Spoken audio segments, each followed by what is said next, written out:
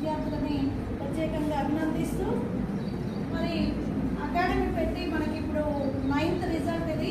ఇన్ని రిజల్ట్స్లతో పోలిస్తే ఈ రోజున వచ్చినటువంటి రిజల్ట్ అనేది మన వ్యవస్థకి, మన బేస్ ఇన్స్టిట్యూషన్స్కి అది వల్ల తెచ్చేటువంటి రిజల్ట్గా మనం భావించవచ్చును.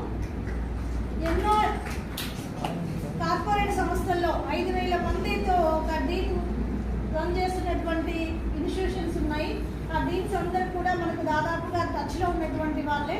మరి వాళ్ళతో మనం డిస్కషన్ చేస్తూ వచ్చినప్పుడు 5,000 మందిలో 4-3 మాత్రమే 99% దాటి ఉంటే, మరి మన దగ్గర ఉన్నటువంటి 700 మందిలో ఆ సెక్షన్లో ఉన్నటువంటి ఒక 60-70 మెంబర్స్లో మరి 99% 99.56% సాధించినటువంటి మన చరణ్ సాయిని నిజంగా అందరము కూడా అప్రిషియేట్ చేయాల్సినటువంటి అంశం. మరి దాని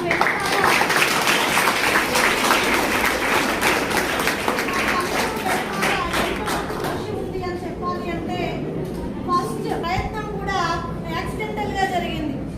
మనం అడ్మిషన్కి వెళ్తున్నటువంటి క్రమంలో ఎక్కడ కూడా స్కూల్స్లో అందరు బెటర్ స్టూడెంట్స్ ఏం కనపడడం లేదు.